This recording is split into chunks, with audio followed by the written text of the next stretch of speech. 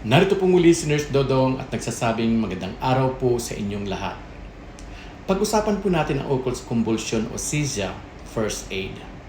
Narito po ang unang lunas sa seizure o convulsion. Manatili po tayong kalmado, alisin po natin ang mga bagay sa paligid, protektahan po natin ang ulo ng ating pasyente, o ihiga at ipihit po sa tagiliran. At ganun na rin po ay urasan po natin ang tagal ng seizure o convulsion. Huwag po natin pipigilan ang pasyente o hawakan ng mahigpit. Huwag po tayo maglagay ng kahit ano sa bibig.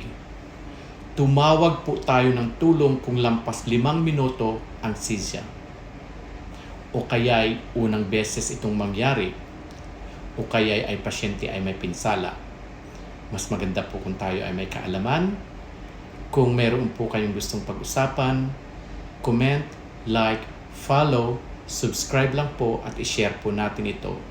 At pakitangkilikin na rin po natin ang aking YouTube channel at TikTok account, Nurse Dodong. Maraming salamat po sa suporta.